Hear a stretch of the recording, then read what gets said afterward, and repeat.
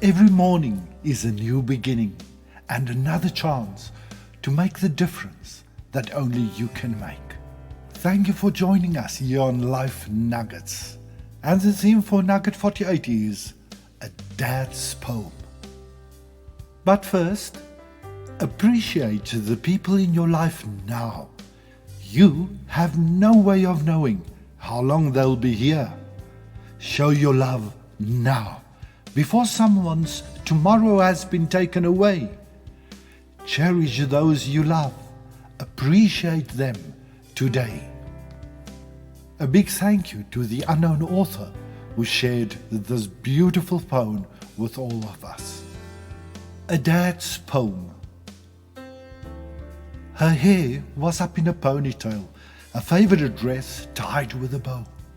Today was Daddy's day at school, and she couldn't wait to go. But her mummy tried to tell her that she probably should stay home. Why the kids might not understand if she went to school alone. But she was not afraid. She knew just what to say, what to tell her classmates of why he wasn't there today. But still, her mother worried for her to face this day alone. And that was why once again she tried to keep her daughter home. But the little girl went to school, eager to tell them all about a dad she never sees, a dad who never calls. There were daddies along the wall in the back for everyone to meet, children squirming impatiently, anxious in their seats. One by one, the teacher called a student from the class to introduce their daddy as seconds slowly passed. At last, the teacher called her name. Every child turned to stare. Each of them was searching for a man who wasn't there. "Where's her daddy at?" she heard a boy call out. "She probably doesn't have one," another student dared to shout. And from somewhere near the back, she heard her daddy say, "Looks like another deadbeat dad, too busy to waste his day." The words did not offend her as she smiled up at her mom and looked back at the teacher who told her to go on. And with hands behind her back, slowly she began to speak. And out from the mouth of a child came words incredibly unique. "My daddy couldn't be here because he lives so far away. But I know he wishes he could be, since this is such a special day. And though you cannot meet him, I wanted you to know all about my daddy and how much he loves me so. He loved to tell me stories. He taught me to ride my bike. He surprised me with pink roses and taught me to fly a kite. We used to share fudge sundaes and ice cream in a cone. And though you cannot see him, I'm not standing here alone, 'cause my daddy's always with me. Even though we are apart, I know because he told me he'll forever be in my heart." With that, a little hand reached up and lay across her chest, feeling her own heartbeat beneath her favorite dress. And from somewhere in the crowd of dads, a mother stood in tears, proudly watching a daughter who was wise beyond her years.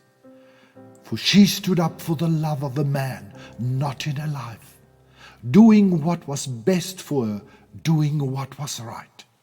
And when she dropped her hand back down, staring straight into the crowd, she finished with a voice so soft, but its message clear and loud.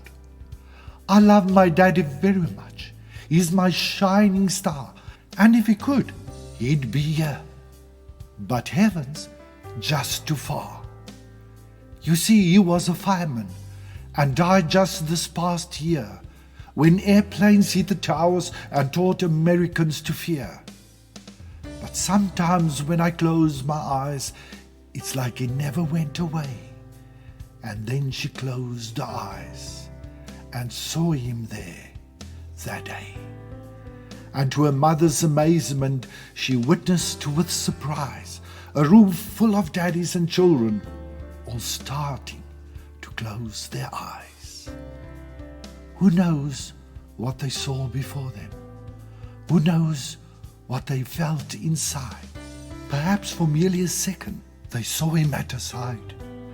"I know you're with me, Daddy." To the silence she called out. And what happened next made believers of those once filled with doubt. Not one in that room could explain it, for each of their eyes had been closed. But there on the desk beside her was a fragrant, long-stemmed pink rose. And the child was blessed, if only for a moment, by the love of a shining bright star, and given the gift of believing that heaven is never too far. They say it takes a minute to find a special person, an hour to appreciate them, a day to love them, but then an entire life to forget them. It doesn't matter how many friends I have, because my best friend is God. And He is a super friend. People come and people go, but God's love for you will remain the same. Embrace it, cherish it, and spread it everywhere you go. Let your light shine brightly for all the world. And on a lighter note, remember what Dolly Parton said? Love is something sent from heaven to worry the hell out of you. Have a wonderful and blessed day and weekend. Be a beacon of love and light.